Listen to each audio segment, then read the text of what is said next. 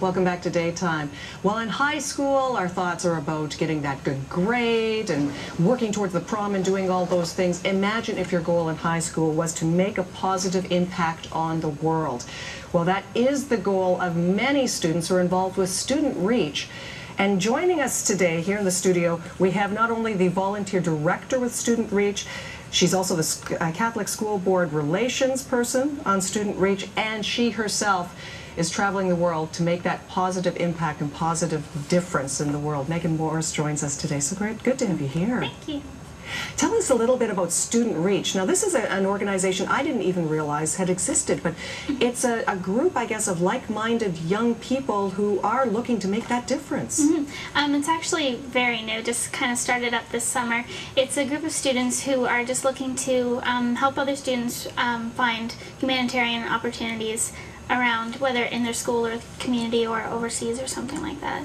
Now, has this always been important to you? Can you always remember thinking, okay, I've got to do something, I want to do something, having that drive? Yeah, it kind of started a few years ago. I was watching like a Liberal Party convention or something like that, and I heard Bono speaking at it, and he kind of just sparked my interest in various things, particularly AIDS, and then I wanted to get that started in my school with awareness and fundraising and things like that.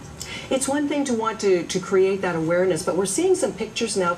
You actually took that many, many steps further and went right to the heart of one of the problems. You spent your summer in Kenya. There you are with a group of kids. I love that picture of you and the kids all together. And maybe you could tell us, how this all came into being. First of all, the trip to Kenya, and then the work that you were doing there. Well, I've always wanted to go to Kenya or anywhere in Africa, really, and I've asked my mom many, many times, but money was always an issue. And then last year I was on our school board, the Catholic School Board, as student trustee, and I received an honorarium at the end of that, so that went towards going on this trip. And I worked in 2 different schools. The first one was based out of a church, and it was kind of more of a daycare feel, and I just wanted to see other parts of the city that I was in, Nakuru. So I went to another school called the Walk Center, and we took the kids to clinics and to the hospital, or we just spent time in the classrooms or giving them food and things like that. It was an amazing experience with volunteers from all over the world, which was really great to meet those people too. So how were you able to put this all together? Did you sort of have to plan the agenda, or did you work together with a team of people to put this together? Actually, it was an organization called Eye2Eye that they focus on meaningful travel, basically. So you can do things like conservation or community development or teaching or something like that. So I did a community development program, and they set you up with a family that you stay with. So I stayed with a Kenyan family when I was there, and other volunteers stayed there too. And then they tell you where your project is, and basically you get yourself there every day, and you kind of have to figure out what you want to do with the kids, or the people directing it will tell you what to do, but you work with all Kenyans while you're there, and the only foreigners there are the volunteers who come from anywhere from 2 to 3 months or something like that.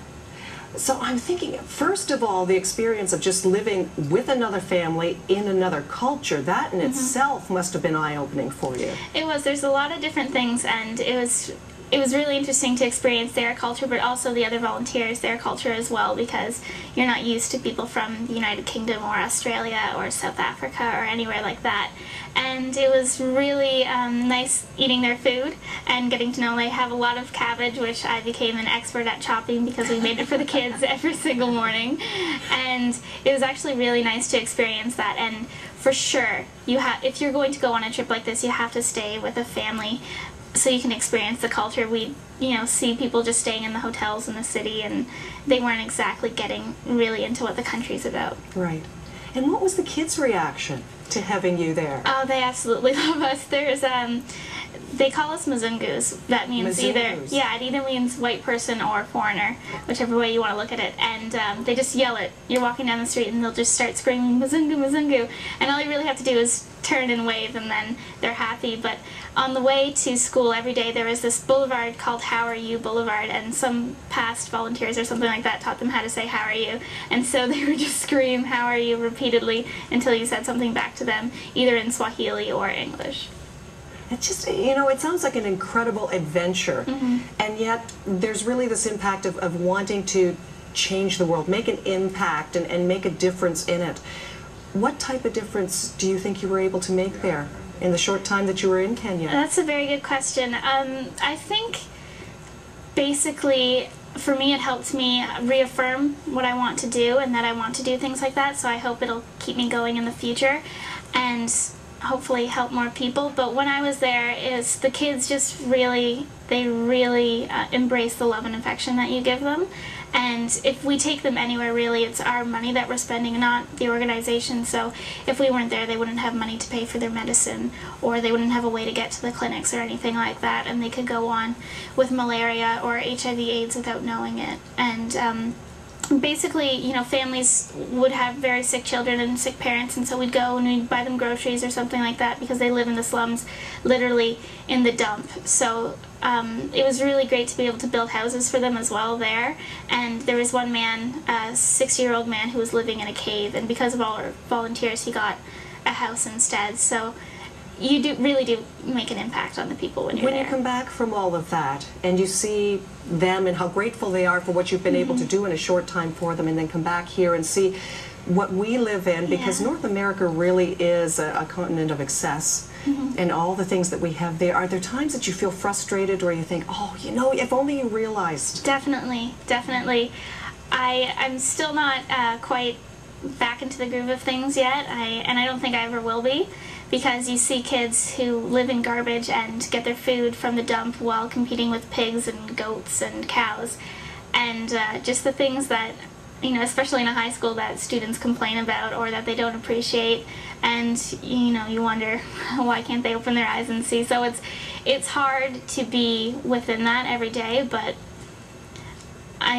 one of my teachers said that I'll get used to it eventually, but not too used to it, which is a good thing. And maybe that's part of the point of the whole thing, is to come back and not feel that frustration, but use it to motivate you to give your message to other people, and then maybe motivate them and say, you know, come take a look at this side for a while, and let's see what we can all do together. And that's sort of one of the mandates of Student Reach. Let's all team up together and see what we can accomplish. I mean, you certainly were able to accomplish great things as one person. Just imagine, as an entire group, what we could do. Yeah, that is definitely the goal. And with the school competitions that we're starting up with every high school in Guelph, we want them to raise money and to do creative works of art, whether it's writing or a visual art work, or coming to our event with Craig Kielberger on May 16th. And we want everyone, all the high school students in Guelph, to get together and raise enough money for a school to be built in Kenya, because I've seen the schools in Kenya, and they really, they go to school in tin huts, basically, without floors or anything like that. So education is very key to getting out of poverty, and especially AIDS as well. You mentioned the event that's coming up with Craig Kielberger, and this is happening next spring. It's happening in May, but you talk about a young man who's made a huge impact over his years. He's only 30, I think, now.